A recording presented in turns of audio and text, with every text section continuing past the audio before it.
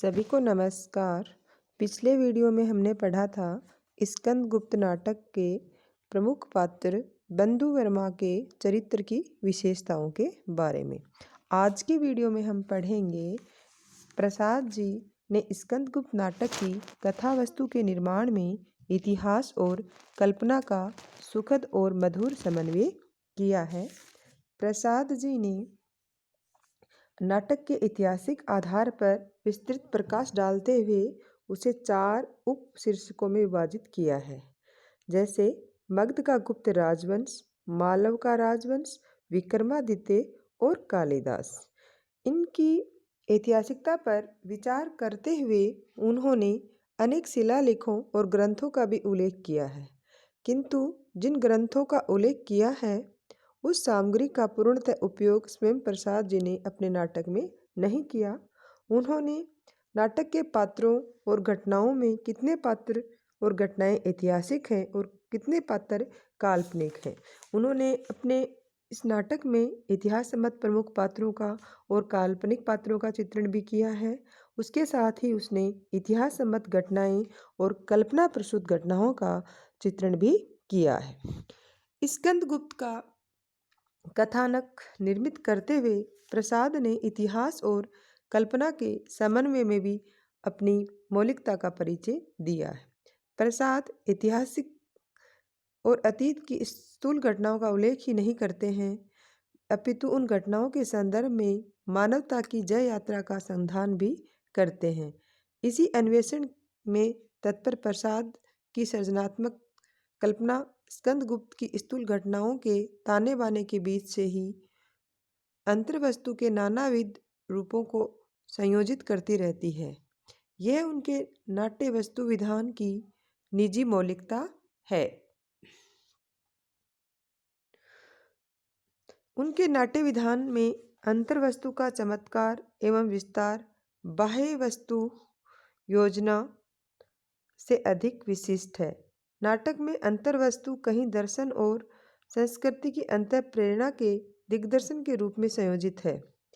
इस दृष्टि में स्कंदगुप्त का अंक 5 दृश्य और अंक 2 का दृश्य 1 द्रष्टव्य है। कहीं रहन सहन की पद्धतियों और उन्नति अवनति के कारणों के विश्लेषण में प्रत्यक्ष होती है, मनोभावों या अंतर्द्वंद्वों के चित्रण में भी प्रकाशित होती है। विचारधाराओं और सामाजिक धार्मिक संस्थाओं की स्थिति के चित्रण के रूप में नियोजित हुई है। अंतर्वस्तु के दबाव के कारण ही एक अंक में अनेकानेक दृश्यों को अवतरित करना पड़ा है। अंतर्वस्तु की योजना बाह्य घटना व्यापार से बिल्कुल अलग थलग पड़ी हुई है, जो नजर नहीं आती, किंतु इसमें कथा वस्तु का अतिरिक्त विस्तार अवश्य हुआ है। अंतर्वस्तु को रंग प्रयोग में समेट कर दिखलाना दुष्कर अवश्य प्रतीत होता है। स्कंदगुप्त नाटक के कथानक का ऐतिहासिक स्रोत और उसमें कल्पना के रूप रंग क्या क्या हैं, यहाँ बताया गया है। प्रस्तुत नाटक की कथा वस्तु अतीत भारत का स्वर्ण युग कहे जाने वाले गुप्त साम्राज्य के उस काल खंड से संबंधित है जब उसमें विघटन की स्थितियां पैदा हो गई थी। 5वीं शताब्दी में कुमारगुप्त महेंद्रादित्य गुप्त साम्राज्य का सम्राट बना। वह विलासी प्रकृति का शासक था। उसकी 2 रानियां थीं, एक देवकी और दूसरी अनंत देवी। देवकी बड़ी रानी थी। इतिहास में बड़ी रानी का नामोल्लेख प्राप्त नहीं है, किंतु कोई नाम होना तो स्वाभाविक है। अतः नाटक में प्रसाद ने उसे अपनी कल्पना से देवकी नाम दे दिया। देवकी उदार मना नारी थी। उनका यह इतिहास सम्मत चरित्र नाटक में बरकरार है। स्कंदगुप्त उन्हीं का पुत्र है। महादेवी यानी महारानी का पुत्र होने के नाते गुप्त साम्राज्य का उत्तराधिकारी भी था, किंतु छोटी रानी अनंत देवी एक महत्वाकांक्षी नारी थी। अपने जीवन के अंतिम दिनों में कुमारगुप्त पूरी तरह अनंत देवी के अधीन हो गया था। अनंत देवी अपने पुत्र पुरगुप्त को गुप्त साम्राज्य का उत्तराधिकारी बनाने के लिए कृत संकल्प थी। इसके फलस्वरूप देवकी एवं स्कंदगुप्त के विरुद्ध षड्यंत्रों और ग्रह कलह का सिलसिला शुरू हो गया। यह एक इतिहास प्रसिद्ध तथ्य है कि अनंत देवी और भट्टार्क भिन्न भिन्न कारणों से स्कंदगुप्त विरोधी थे। इतिहास में इस बात का जिक्र नहीं मिलता कि अनंत देवी के स्कंदगुप्त विरोधी षड्यंत्र में भट्टार्क भी सम्मिलित था। प्रसाद ने नाटकीय संघर्ष को तीव्रता प्रदान करने हेतु अनेक उनके सहयोग की कल्पना कर ली है। इतिहास के साक्ष्यों को सुरक्षित रखते हुए प्रसाद अपनी सृजनात्मक कल्पना से ऐसे पात्रों और प्रसंगों की उद्भावना कर लेते हैं जिसे नाटक का देश काल और ऐतिहासिक बोध प्राणवान हो उठता है। स्कंदगुप्त में बहुत से ऐसे पुरुष पात्रों, स्थानों, प्रसंगों को अवतरित किया गया है जो काल्पनिक है, किंतु वे इतिहास के देश काल और वातावरण के विपरीत होने का आभास नहीं देती। वे देश काल और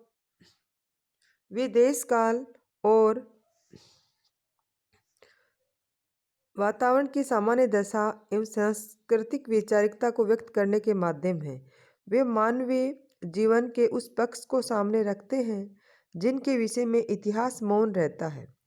इस नाटक में खिंगल, प्रपंच बुद्धि, मुद्गल, प्रख्यात कीर्ति आदि पुरुष पात्र प्रसाद की कल्पना की ही उपज है। यानी कि ये नाटक इतिहास और कल्पना का सुंदर समन्वय है। तो इसमें कुछ काल्पनिक पात्र हैं जिसमें से नाम हैं मुद्गल, प्रख्यात कीर्ति, प्रपंच बुद्धि और खिंगल आदि। नारी पात्रों में जयमाला, देवसेना, विजया, कमला, रामा, मालती भी कल्पित पात्र हैं। इस प्रकार मालव द्वारा स्कंदगुप्त से सहायता मांगना, मालव पर हुणों का आक्रमण, अनंत देवी, प्रपंच बुद्धि एवं भट्टार्क के षड्यंत्र से जुड़े प्रसंग जैसे शमशान भूमि का प्रसंग, कुंभा की रणभूमि में स्कंदगुप्त का लहरों में बह जाना, देवसेना तथा विजया का स्कंदगुप्त की ओर आकृष्ट होना, मातृगुप्त और कालिदास का एक ही पात्र होना, मातृगुप्त और मालिनी का प्रेम प्रसंग आदि नाटक के कथानक में गूंथे हुए काल्पनिक प्रसंग ही हैं। उनका संबंध किसी न किसी रूप में पक्ष या प्रतिपक्ष के पात्र के रूप में स्कंदगुप्त के साथ जुड़ा हुआ है। यह प्रासंगिक कथाओं के रूप में नाटक में आते हैं।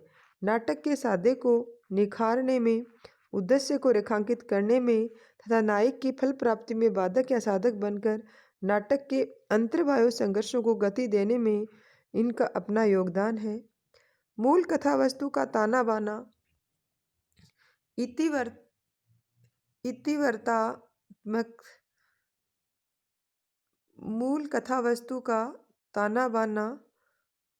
इतिवृत्तात्मक प्रधान बना रहता है।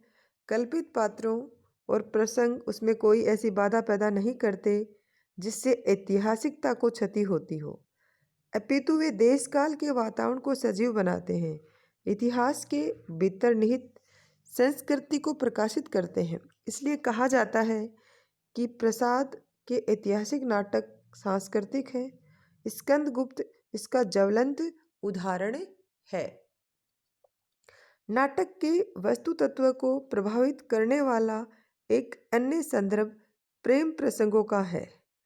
इस प्रेम प्रसंग अंतर्वस्तु नाटक के मुख्य क्रिया व्यापार को कहीं अनुकूल तो कहीं प्रतिकूल रूप में प्रभावित करती हुई प्रारंभ से अंत तक संग्रहित है। नाटक में प्रणय प्रसंगों से जुड़े मनोभावों को चित्रित करने में प्रसाद की गति धर्मी कल्पना शक्ति बहुत उद्वेलित हो उठती है। कथा वस्तु की गत्यात्मकता की अपेक्षा करके भी वे प्रणय अनुभूतियों को, प्रेमादर्शों को चित्रित करने के लिए लोभ का स्मरण नहीं कर पाते हैं। स्कंदगुप्त के प्राय सभी अंकों में युद्ध के साथ प्रेम प्रसंग तथा ग्रह कलह की कथा व्यथा लिपटी हुई है। प्रसाद का ये विश्वास रहा है कि मानव जीवन के श्रेष्ठ गुणमान या मूल्य नारी के कारण ही पृथ्वी पर टिके हुए हैं। इसलिए प्रस्तुत नाटक में नारी चरित्रों के प्रेमा आदर्शों के माध्यम से प्रसाद ने भारतीय संस्कृति के उज्जवल आदर्शों को मूल्यों को प्रकाशित करने का प्रयास किया है। नारियों के प्रेम में जो उत्सर्ग, तप, त्याग, उच्चता और सौम्यता, क्षमताशीलता मिलती है, वह भारतीय संस्कृति का प्राण तत्व है। नाटक के नारी पात्र कमला, रामा, देवसेना, देवकी आदि के चरित्र में जो उत्सर्ग, उच्चता और सौम्यता लक्षित है, वे प्रसाद की दृष्टि में भारतीय संस्कृति के आधारभूत तत्व हैं। नाटक में विजया और अनंता देवी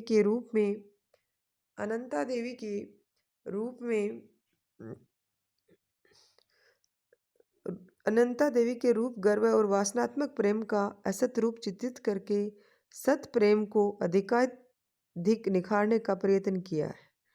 स्कंदगुप्त के 5वें अंक की योजना के अन्य उद्देश्यों के साथ एक उद्देश्य यह भी है कि असत नारी पात्रों जैसे विजया और अनंत देवी, पुरुष पात्रों भटार्क और सर्वनाग का हृदय परिवर्तन करके उन्हें राष्ट्रहित और राष्ट्रोद्धार के कार्यों में लगाया जा सके।